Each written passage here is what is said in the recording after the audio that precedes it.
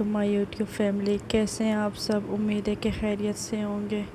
آج سب کی چھٹی تھی تو سب گھر پہ ہی تھے، بچے بھی اٹھ گئے تھے تو میں نے سوچا پہلے بچوں کو ناشتہ کروا لیتی ہوں، بعد میں سارے کام کروں گی۔ کل سے ہر جگہ پہ لائٹس لے کر میرا بیٹا بھی ضد کر رہا تھا، مما مجھے بھی اپنے گھر کے باہر لائٹ لگانی ہے، تو گھر کے باہر تو میں اسے لگا کے نہیں دے سکتی تھی، تو میں نے اسے بولا کہ میں آپ کو روم کے اندر ہی لائٹس لگا کے دیتی ہوں۔ یہ دیکھ کر وہ بہت زیادہ خوش ہو گیا تھا۔ بچے بھی کتنی چھوٹی چھوٹی چیزوں میں خوش ہوتے ہیں۔ اس کی ضد کو دیکھ کر اپنا بچپن یاد آ گیا۔ جب ہم چھوٹے تھے تو ہم بھی اپنی مما سے ایسے ہی ضد کرتے تھے ہر 12 ربیع الاول پہ کہ مما ہمیں گھر کے باہر لائٹس لگا کے دو۔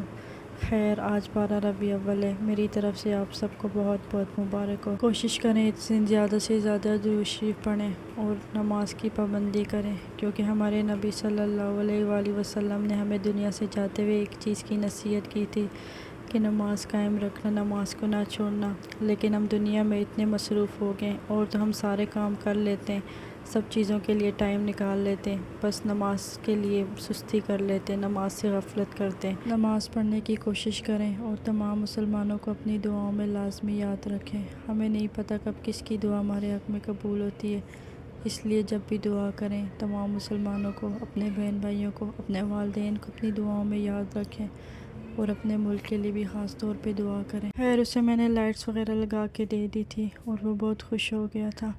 اس کے بعد میں کچن میں آ گئی تھی، کیونکہ کچن میں بہت زیادہ برتن پھیلے ہوئے تھے، ابھی تک صبح کے برتن بھی واش نہیں کیے تھے۔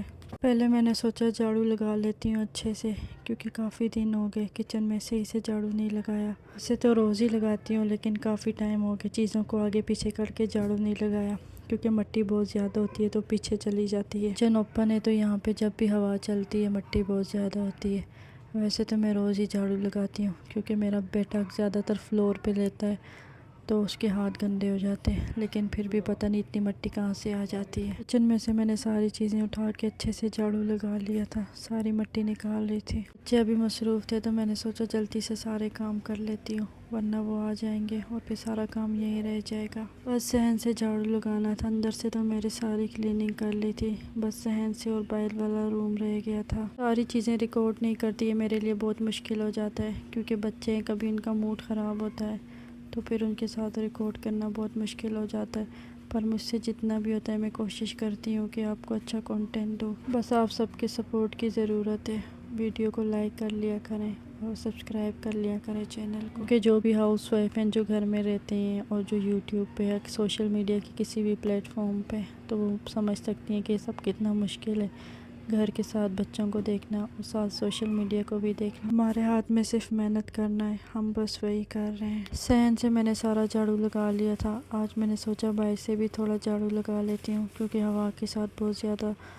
گند آ جاتا ہے۔ میں نے کوشش تو بڑی کی کہ بچوں کے اٹھنے سے پہلے پہلے کام کروں، لیکن میرا بیٹا اٹھ گیا تھا شامل، یہ اٹھنے کے بعد بہت زیادہ روتا ہے، آدھا پونا گھنٹہ تو بس روتا ہی رہتا ہے۔ خیر اسے میں نے کھانا وغیرہ کھلا کے اپنے پاس ہی بٹھا لیا تھا کہ میرے سامنے رہے تو میں جلدی سے سارے کام کر لوں۔ ویسے تو یہ روم صاف ہی تھا، یہاں پہ اتنا زیادہ گند نہیں تھا، لیکن بچے نیچے کھیلتے ہیں تو میں نے سوچا جھاڑو وغیرہ لگا لیتی ہوں۔